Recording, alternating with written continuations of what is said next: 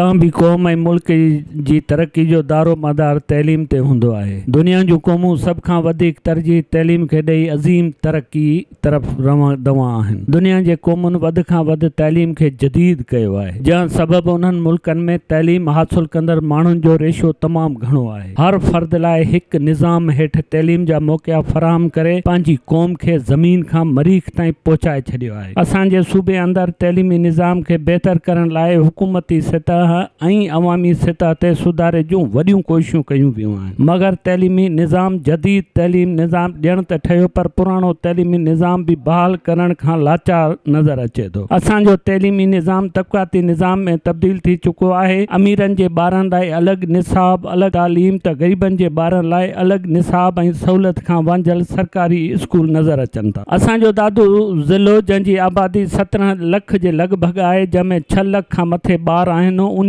ज़िले लाइ 2229 primary secondary male female school आहिनि। दादू ज़िले अंदरि हिन वक़्तु 450 जे लॻभॻि स्कूल बंदि आहिनि। 521 स्कूलनि में बाउंड्री वाल न आहे, 375 स्कूलनि में वॉशरूम न आहिनि, 755 स्कूलनि में बिजली न आहे, 372 स्कूलनि में फर्नीचर बिल्कुलु न आहे, जॾहिं त ज़िले जे 80% स्कूलनि में फर्नीचर जी शदीद खोट आहे, जंहिं करे ॿार पट ते तैलीम पिराइण ते मजबूर आहिनि। गर्ल्स स्कूलनि ऐं मिक्स स्कूलनि में वॉशरूमनि जी शदीद खोट सबबि ॿार शदीद ज़हनी दबाव जो शिकार रहनि था। जदीद दौर में हिन वक़्तु बि दादू ज़िले जे प्राइमरी स्कूल में स्वीपर जूं पोस्टूं न आहिनि, जंहिं करे उस्ताद शागिर्द सफ़ाई करण ते मजबूर आहिनि। दादू ज़िले अंदरि सरकारी स्कूलनि, प्राइवेट स्कूलनि ऐं मदरसनि में 4 लख ॿार तैलीम हासिल करे रहिया आहिनि, जॾहिं त हिन वक़्तु बि 2.5 लख ॿार तैलीम खां महरूम आहिनि। जेके ॿार तैलीम खां महरूम आहिनि, उहे ॿार दुकाननि, कारखाननि, सिरुनि जे भठनि ऐं मुख़्तलिफ़ धंधनि सां मुंसलिक नज़र अचनि था। केतिरा ई ॿार घिटियुनि में रुलंदे ऐं पिनंदे नज़र अचनि था। दादू शहर, जंहिंजी आबादी 4 लख जे लॻभॻि आहे, जंहिंमें 60 प्राइमरी स्कूल कमु करे रहिया आहिनि। दादू शहर अंदरि वधंदड़ आबादी जे करे शहर अंदरि केतिरा ई स्कूल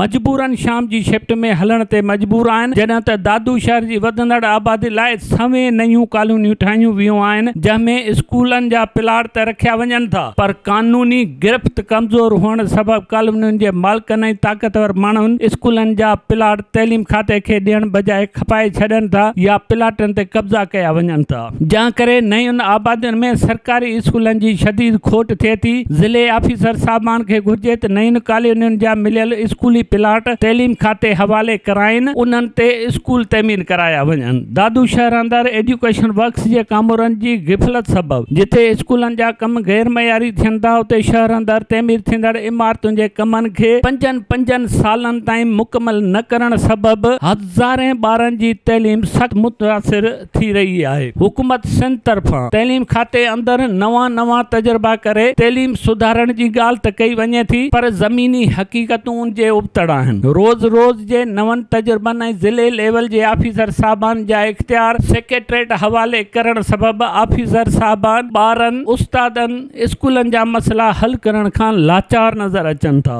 जहां अमल सां तालीम वधीक ख़राबी तरफ़ वञी रही आहे। ज़रूरत हिन ॻाल्हि जी आहे त तैलीमी निज़ाम खे सियासत खां पाक कयो वञे। ज़िले अंदरि ऑफिसर साहबान खे मुतहरक करे मथीं लेवल ते खजी वियल समूरा इख्तियार हेठि आंदा वञनि त जीअं ॿारनि, उस्तादनि, स्कूलनि जा मसइला आसानी सां हल थी सघनि। बंदि पियल स्कूल खोलाइण लाइ उन स्कूल जे आसपास पढ़ियल नौजवाननि खे जल्द खां जल्द मुक़ररु कयो वञे। स्कूलनि अंदरि सहूलियतनि जी खोट जल्द खां जल्द ख़तमु कराए मुकमल सहूलियतूं मुहैया कयूं वञनि। औरतुनि जी आबादी असांजे मुआशिरे में 48% आहे, पर अवां ॾिसंदो त उन्हनि जा स्कूल आबादी जे हिसाब सां बिल्कुलु थोरा आहिनि। जल्द खां जल्द उन्हनि जी आबादी जे हिसाब सां स्कूल तामीर कराए ऐं उन्हनि छोकिरियुनि खे बि मौक़ियो फराहम कयो वञे त हू बि तैलीम जे ज़ेवर खां रोशनास थियनि। असां सभिनी शहरियुनि, वालिदीन, उस्तादनि, सियासी समाजी तंज़ीमुनि, तैलीम सां वाबस्ता माण्हुनि ते फ़र्ज़ आहे त पंहिंजे हिसे जूं कोशिशूं करे तैलीमी निज़ाम खे बहितर खां बहितर कराइण में पंहिंजो किरदारु